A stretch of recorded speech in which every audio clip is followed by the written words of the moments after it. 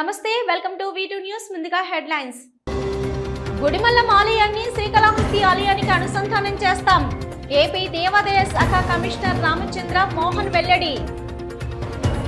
శ్రీకాళహస్తి ఆలయంలో శాస్త్రోక్తంగా సంకట చతుర్దశి. అంజవినాయక ఆలయంలో ప్రత్యేక పూజలు. శ్రీకాళహస్తి ఆలయంలో ఫలిస్తున్న ఎమ్మెల్యే సంస్కరణలు. 500 రూపాయల అంతరాయాల దర్శనానికి పెరుగుతున్న స్పందన. తిరుమల శ్రీవారిని దర్శించుకున్న మంత్రి అచ్చెన్నాయుడు, ఇతర ప్రముఖులు. దర్శన ఏర్పాట్లు చేసిన ఆలయ అధికారులు.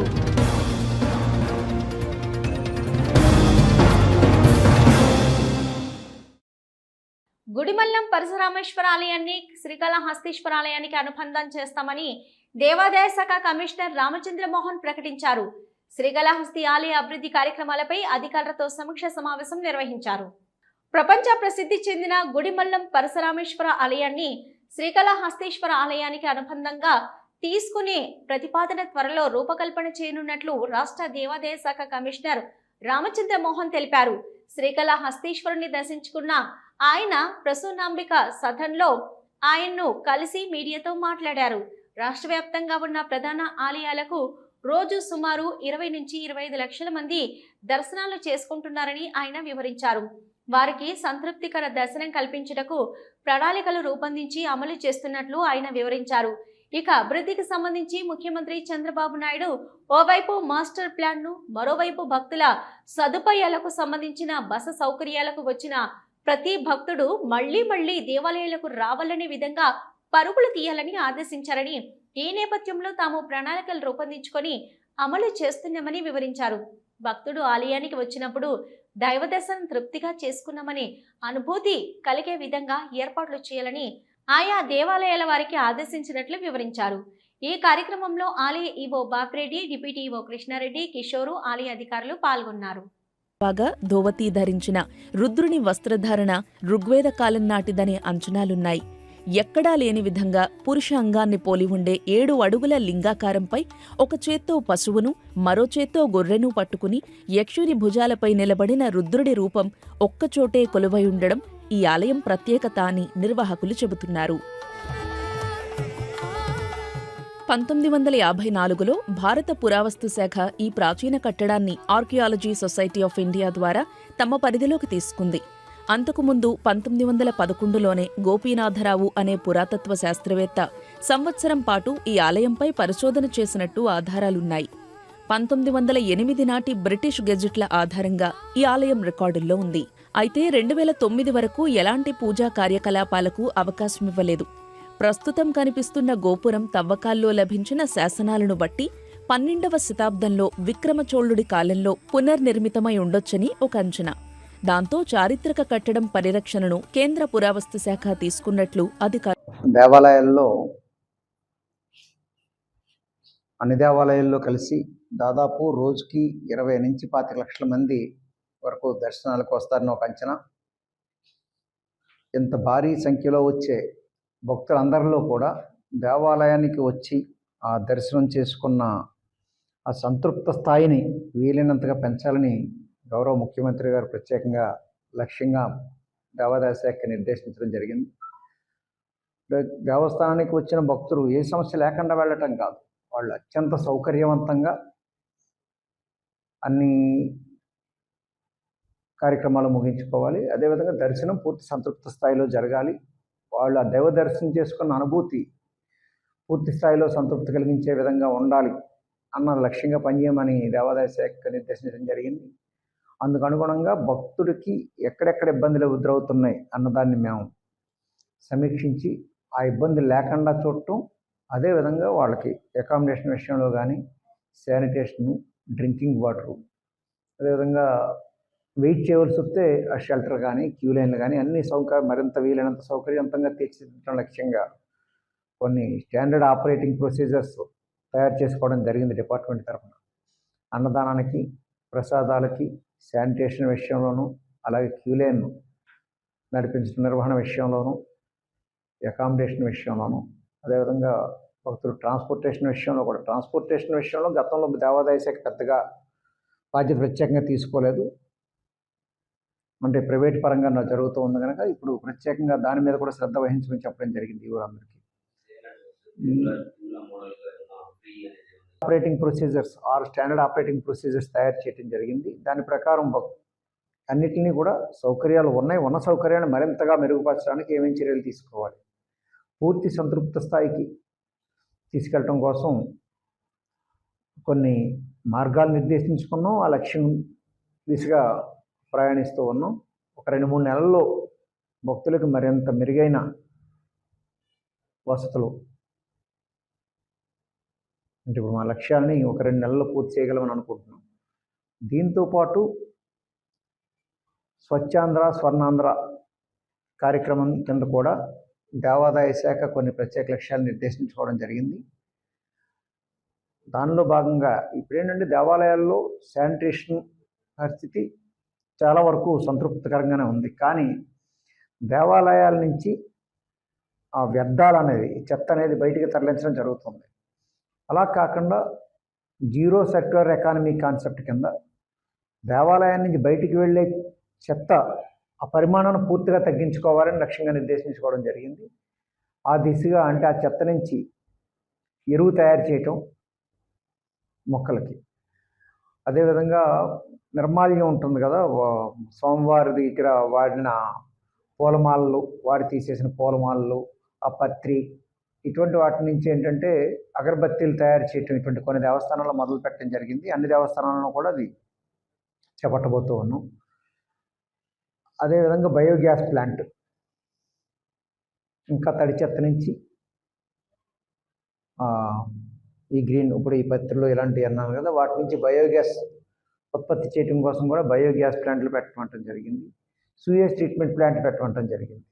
సూయేజ్ ట్రీట్మెంట్ ప్లాంట్ నుంచి ఫిల్టర్ అయిన వాటర్ని మళ్ళీ రీసైక్లింగ్, అంటే ఇదంతా మురుగునీరు కింద మున్సిపాలిటీ మున్సిపాలిటీలోనో లేకపోతే పంచాయతీల్లోకి వెళ్ళకుండా మేము వదిలే ఈ దేవస్థానాల నుంచి బయటికి వెళ్ళే ఆ మురుగునీటిని కూడా పరిమాణాన్ని వీళ్ళని తగ్గించే చర్యలు, సూయేజ్ ట్రీట్మెంట్ ప్లాంట్ పెట్టడం, ఆ ట్రీట్ చేసిన వాటర్ని పునర్వినియోగం మొక్కలకి, గార్డెన్లకి. ఇది దాంతోపాటు రెయిన్ వాటర్ హార్వెస్టింగ్ సిస్టమ్స్ను కూడా పూర్తి స్థాయిలో డిప్లాయ్ చేయమని చెప్పడం జరిగింది. శ్రీకాళహస్తి ఆలయం సంకట చతుర్దశి హోమాది పూజలను ఆలయ వేద పండితుల మంత్రోచ్చరణ మధ్య శాస్త్రోక్తంగా నిర్వహించారు. పలువురు భక్తులు గణపతి హోమాన్ని తిలకించి మొక్కులు చెల్లించారు. శ్రీకాళహస్తీశ్వర ఆలయంలో సంకట చతుర్దశి పురస్కరించుకొని గణపతి హోమం చేపట్టారు. దేవస్థానం డిప్యూటీ ఈవో ఎన్ఆర్ కృష్ణారెడ్డి దంపతులు భక్తుల కోసం గణపతి హోమం సేవగా సంకట చతుర్దశి నాడు నిర్వహించు. సంకట చతుర్దశి పురస్కరించుకొని ఆలయంలోని అంజి వినాయకుని వద్ద ఆలయ అర్చకులు వేద పండితుల ఆధ్వర్యంలో కలశ స్థాపన పూజలు జరిపి శాస్త్రయుక్తంగా పూజలు నిర్వహించారు. గణపతి హోమాన్ని వేదయుక్తంగా నిర్వహించి పూర్ణాహుతి నిర్వహించారు. అనంతరం మూల విరాట్కు విశేష అభిషేకాలు నిర్వహించి విశిష్ట అలంకారాలు చేశారు. అనంతరం ధూపదీప నైవేద్యాలు నివేదించి పూర్ణ హారతులు సమర్పించారు.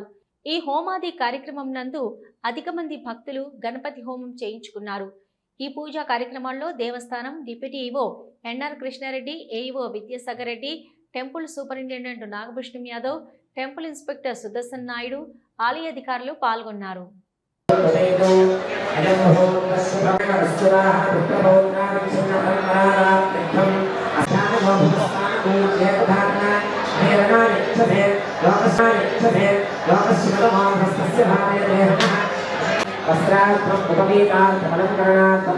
పుష్పాన్ని సమర్పయామి.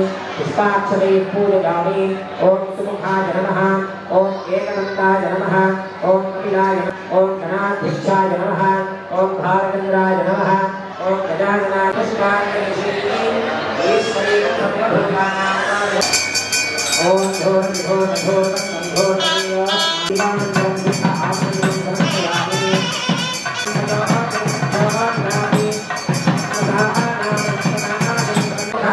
అక్షయే నమః. అభిముఖో భవ సుముఖో భవ. అక్షయే స్వాహా. అక్షయం నమః. తన్నో గురు ప్రచోదయాత్. స్వాహా. ఏకవింశాతి విశ్వా సర్వకార్యుధే స్వాహా. క్షేత్రాలయ నమః. కేంద్రీయాని జీవస్తాపూర్ణాయ నమః.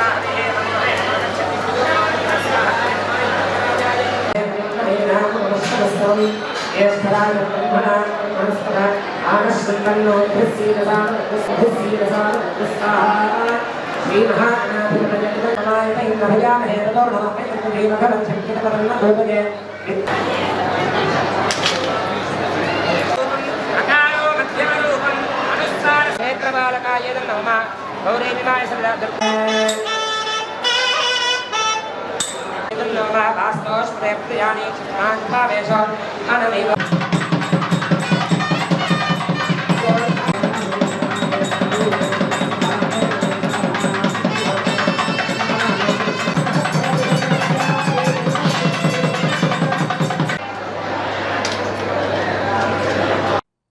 500 రూపాయల అంతరాలయ దర్శనం ద్వారా శ్రీకాళహస్తి ఆలయంలో ఆదాయం పెరగడమే కాకుండా దళారులకు అడ్డుకట్ట పడింది.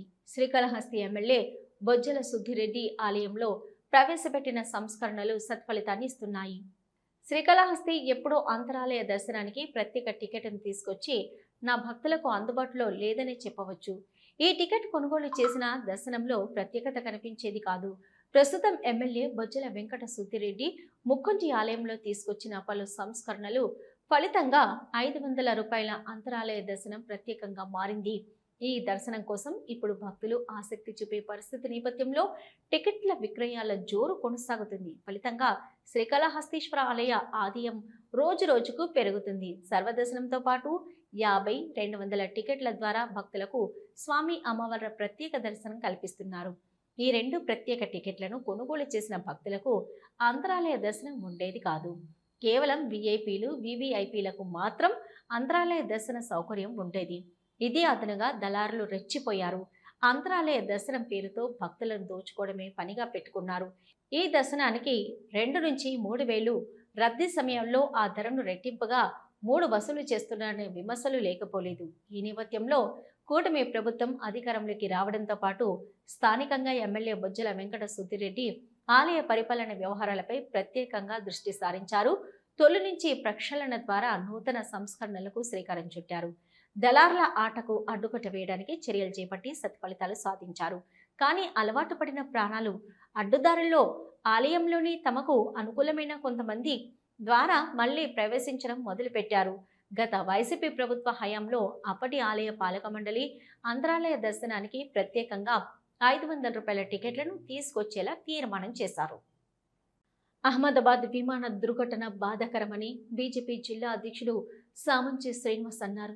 ఈ మేరకు రేణిగుంటలో భారీ క్యాండిల్ ర్యాలీ నిర్వహించారు. అహ్మదాబాద్ విమాన దుర్ఘటన బాధాకరమని తిరుపతి జిల్లా బీజేపీ అధ్యక్షుడు సామంచి శ్రీనివాస్ తెలిపారు. రేణిగుంట మహాత్మా గాంధీ విగ్రహం వద్ద నుంచి పట్టణంలో భారీ ర్యాలీగా అంబేద్కర్ సర్కిల్ వద్దకు చేరుకున్నారు. మృతి చెందిన వారి జ్ఞాపకార్థంగా మొక్కలు నాటారు. అహ్మదాబాద్ విమాన ప్రమాదంలో మృతి చెందిన వారికి, వారి కుటుంబీకులకు సానుభూతి తెలియజేస్తున్నట్లు తెలిపారు. విమాన ప్రమాదం జరగడం బాధాకరమని ఆవేదన వ్యక్తం చేశారు. ప్రమాదంలో గాయపడ్డవారు త్వరగా కోలుకోవాలని తెలిపారు. కుటుంబాలకు దేశ ప్రధాని నరేంద్ర మోదీ తోడుంటారని ధైర్యాన్నిచ్చారు.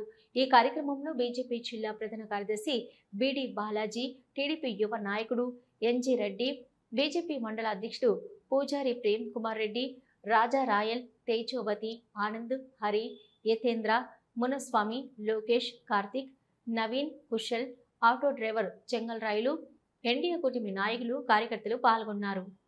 12వ తారీఖు అహ్మదాబాద్ నుంచి ఇంగ్లాండ్ వెళ్లాల్సినటువంటి ఎయిర్ ఇండియాకు చెందిన 242 మంది ప్రయాణికులు కలిగిన బోయింగ్ విమానం అకస్మాత్తుగా టేకాఫ్ సమయంలోనే ప్రమాదానికి గురి కావడం, నేల కూలిపోయినటువంటి సందర్భంలో అనేక మంది అమాయకులైన ప్రయాణికులు, పశువులు పాసిపోయినటువంటి వివిధ దేశాలకు చెందినటువంటి ప్రయాణికులు కూడా ఈ దుర్ఘటనలో ప్రాణాలు కోల్పోయినటువంటి సందర్భాన్ని, అదేవిధంగా టేకాఫ్ సమయంలో ప్రమాదవశాత్తు దగ్గరలో ఉన్న మెడికల్ కళాశాల ఆవరణలో కూలిపోవడం కారణంగా మెడికల్ కళాశాలలో ఉన్నటువంటి అనేక మంది అమాయకపు విద్యార్థులు కూడా ప్రాణాలు కోల్పోయినటువంటి ఈ సంఘటనకు మేమందరం కూడా తీవ్రమైనటువంటి విచారాన్ని వ్యక్తం చేస్తూ మృతుల కుటుంబాలకు సంతాపాన్ని తెలియజేస్తూ ఈ ప్రమాదంలో క్షతగాత్రులైనటువంటి వాళ్ళందరూ త్వరితగతిన కోలుకోవాలని,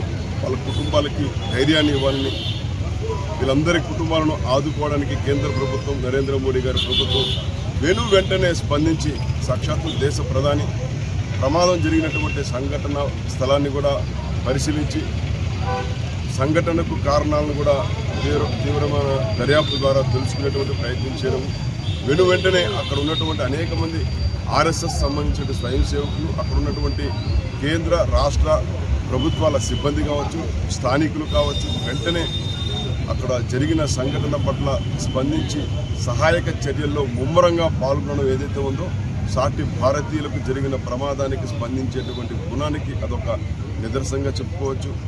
తొట్టంపేడు మండలం చిలకావారి కండ్రిగలో ఎమ్మెల్యే బొజ్జల సుద్దిరెడ్డి సహకారంతో నూతన బోరు వేయించినట్లు జనసేన జిల్లా ప్రధాన కార్యదర్శి లక్ష్మణ్ తెలిపారు. గ్రామంలో నివసించే ప్రజలు త్రాగే నీరు చాలా కలుషితమై ఉన్నాయని, ఆరోగ్యానికి హాని కలిగించే కెమికల్స్ ఉన్నాయని గుర్తించి ఆ త్రాగే నీరు శాంపిల్స్ తీసుకుని వెళ్లి ల్యాబ్లో తన సొంత ఖర్చుతో చేయించి రూరల్ వాటర్ డెవలప్మెంట్తో మాట్లాడి జియాలజిస్టును పిలిపించి చూపించడం జరిగిందన్నారు. కేవలం 13 రోజులకే స్పందించిన చొరవతో ఈరోజు కొత్త బోరు వేసే కార్యక్రమం జరిగిందన్నారు.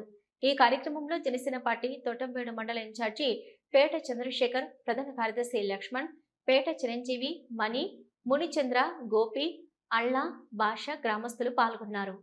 తన సొంత గ్రామం తొట్టంపేడు మండలం చిలకావారి కండ్రిగిలో ఉన్నటువంటి భూగర్భ జలం ఏదైతే ఉందో ఈ బోరు నీళ్ళు అనేటివి మొత్తం కలుషితమై ఉన్నాయి. దాంట్లో హానికరమైనటువంటి రసాయనాలన్నీ వస్తున్నాయి.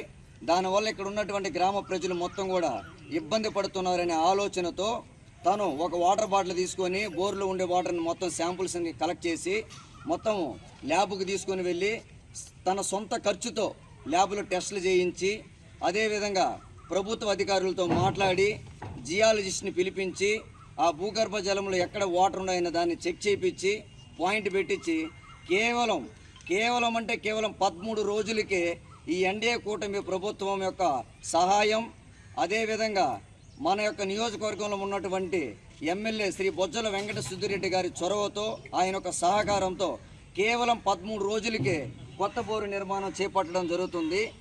శ్రీకాళహస్తిలో స్థానిక అంబేద్కర్ భవన్లో ఏఐటియుసి 3వ మహాసభను నిర్వహించారు. ముందుగా ఆర్టీసీ బస్టాండ్ వద్ద అంబేద్కర్ విగ్రహానికి పూలమాలలు వేసి ర్యాలీ చేపట్టారు. ఈ సందర్భంగా సిపిఐ నాయకులు హరినాథ్ రెడ్డి, మురళి సంయుక్తంగా మాట్లాడుతూ కేంద్ర ప్రభుత్వం కార్మికుల హక్కులను కాలరాయడానికి నూతన లేబర్ కోడ్ చట్టాలను తీసుకొచ్చిందని అన్నారు. దీని వలన కార్మికులు 8 గంటల పని దినాన్ని కోల్పోయే ప్రమాదం ఉందన్నారు. మహిళలను రాత్రి సమయంలో పనిచేసే చట్టాన్ని తీసుకురావడం దారుణమన్నారు. కేంద్ర రాష్ట్ర ప్రభుత్వాలు పని కట్టుకుని కార్మికులపై దాడి చేసేటటువంటి చట్టాలను తీసుకొచ్చారని ఆగ్రహించారు.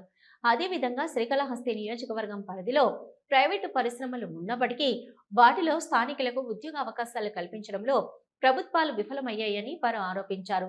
కార్మికులందరినీ ఏకతాటిపైకి తీసుకురావడానికి ఈ మహాసభలను ఏర్పాటు చేయడం జరిగిందని, ఈ మహాసభకు జిల్లా వ్యాప్తంగా కార్మికులందరూ విచ్చేయడం జరిగిందని వారు తెలిపారు. ఈ కార్యక్రమంలో సిపిఐ, ఏఐటియుసి నాయకులు జనమల గురవయ్య, రాధాకృష్ణ, నాగరాజు, గోపి, వైఎస్ మణి, హరి, దిలీప్ భాష, మురళి, గురువయ్య, శివకుమార్, చారులత, పెంచలయ్య తదితరులు పాల్గొన్నారు. అడపకుండ్లపల్లె శ్రీ సర్వశక్తి వినాయక స్వామి ఆలయంలో సంకటహార చతుర్థి వ్రతం వైభవంగా జరిగింది. సంకటహార చతుర్థి వ్రతంలో పాల్గొని పూజలు చేస్తే కోరిన కోరికలు నెరవేరుతాయని, కష్టాలు తొలగిపోతాయని ఒక నమ్మకం. శ్రీ సర్వశక్తి వినాయక స్వామివారి ఆలయంపై రోజురోజుకు భక్తులకు భక్తి పెరుగుతున్నది. అనారోగ్యంగా ఉన్నవారు స్వామివారిని స్మరిస్తే ఆరోగ్యంగా తయారవుతారని ప్రజల విశ్వాసం. విద్యలోనూ, వ్యాపారంలోనూ, ఉద్యోగంలోనూ సర్వశక్తి వినాయకుడు ఒక్కసారి స్మరిస్తే ఆటంకాలు దూరమై వారి యొక్క పనిలో విజయం సాధిస్తారు. రోజురోజుకు ఆలయం చుట్టూ ప్రజలకు స్వామివారి పట్ల విశ్వాసం పెరుగుతున్నది. స్వామివారిని స్మరిస్తే ఏ పనైనా విజయవంతమవుతుందని విశ్వాసం. కావున స్వామివారిని దర్శించుకునేందుకు భక్తులు అధిక సంఖ్యలో తరలివస్తున్నారు.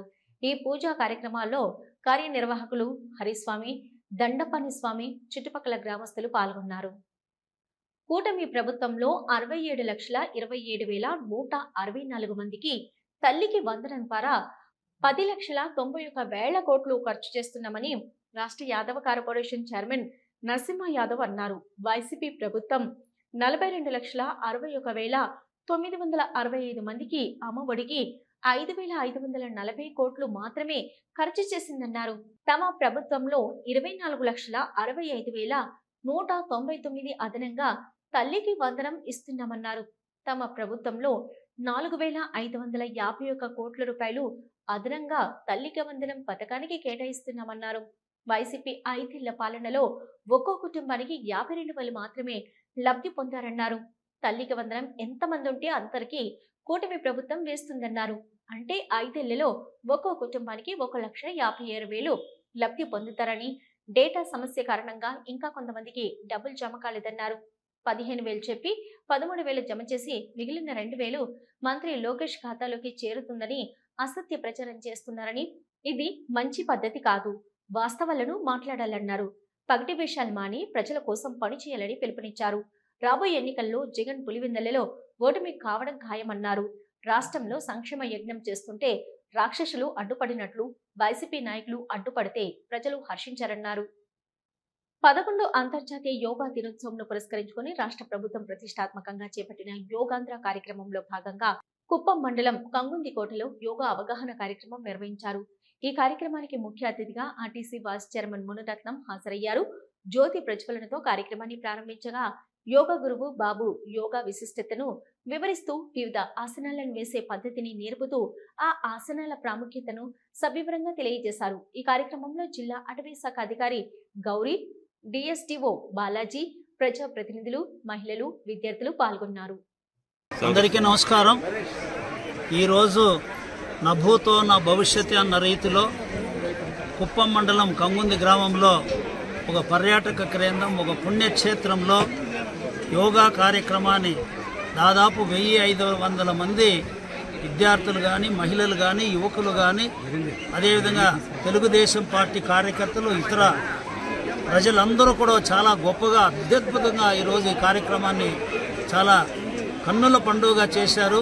ఈ కార్యక్రమాన్ని ఇంత అద్భుతంగా చేసినటువంటి ప్రతి ఒక్కరు కూడా పేరు పేరున ధన్యవాదాలు. శ్రీవారిని పలువురు ప్రముఖులు దర్శించుకున్నారు. ఈ రోజు ఉదయం నైవేద్య విరామ సమయంలో ఏపీ మంత్రి అచ్చెన్నాయుడు, తెలంగాణ ఎమ్మెల్యేలు ప్రభాకర్ రెడ్డి, ప్రియాంక రెడ్డిలతో పాటు Orissa high court chief justice Harish Tandon, Telangana high court judge Madhusudan Rao తదితర ప్రముఖులు వేరువేరుగా స్వామివారిని దర్శించుకున్నారు.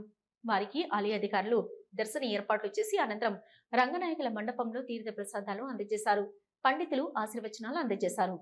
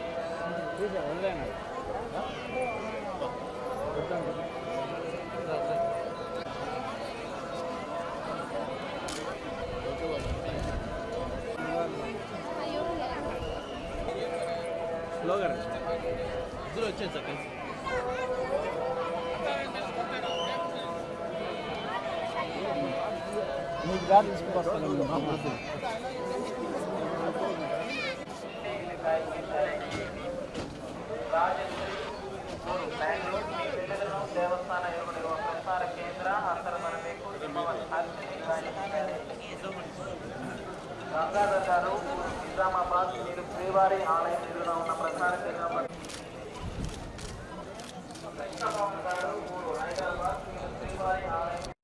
శ్రీవారిని ప్రముఖ నటులు రాజేంద్ర ప్రసాద్, సుమన్లతో పాటు షష్ఠపూర్తి మూవీ టీం సభ్యులు దర్శించుకున్నారు. వారికి ఆలయ అధికారులు దర్శన ఏర్పాట్లు చేసి స్వామివారి తీర్థ ప్రసాదాలు అందజేశారు. తన కొత్త సినిమా షష్ఠపూర్తి విడుదల సందర్భంగా స్వామివారి ఆశీస్సులు కోసం తిరుమల వచ్చినట్లు రాజేంద్ర ప్రసాద్ వెల్లడించారు. పెళ్లి పుస్తకం నుంచి షష్ఠపూర్తి వరకు వివిధ రకాల పేర్లతో తీసిన సినిమాల్లో తాను నటించడం సంతోషంగా ఉందన్నారు. తుది శ్వాస వరకు సినిమాలు తీస్తూనే ఉంటానని అన్నారు. శ్రీవారి దయతో తిరుమలలో కాటేజీ నిర్మించడం తన పూర్వజన్మ సుకృతమని అన్నారు.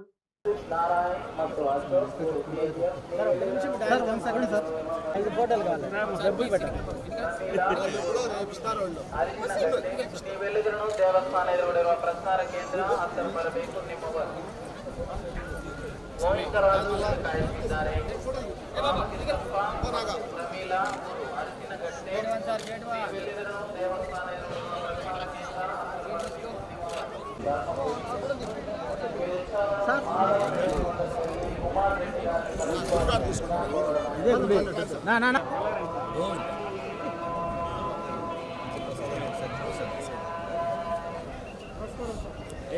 స్వామి గారు చెంగయ్య గారు ఊరు సింగరాయకొండ మీరు శ్రీవారి ఆలయం ఎదురుగా ఉన్న ప్రసాద కేంద్రం వద్దకు వచ్చి అంజనమ్మవారిని కలుపుకోవాల్సిందిగా కోరడమైనది. స్వామి గారు చెంగయ్య గారు ఊరు వీటూ న్యూస్ ముగించే ముందు హెడ్లైన్స్ మరొకసారి. గుడిమల్లం ఆలయాన్ని శ్రీకాళహస్తి ఆలయానికి అనుసంధానం చేస్తాం. ఏపీ దేవాదాయ శాఖ కమిషనర్ రామచంద్ర మోహన్ వెల్లడి. శ్రీకాళహస్తి ఆలయంలో శాస్త్రోక్తంగా సంకట చతుర్దశి, అంజి వినాయక ఆలయంలో ప్రత్యేక పూజలు. శ్రీకాళహస్తి ఆలయంలో ఫలిస్తున్న ఎమ్మెల్యే సంస్కరణలు. 500 రూపాయల అంతరాయాల దర్శనానికి పెరుగుతున్న స్పందన. తిరుమల శ్రీవారిని దర్శించుకున్న మంత్రి అచ్చెన్నాయుడు, ఇతర ప్రముఖులు. దర్శన ఏర్పాట్లు చేసిన ఆలయ అధికారులు.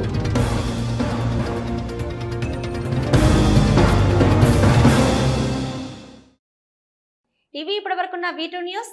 నమస్తే.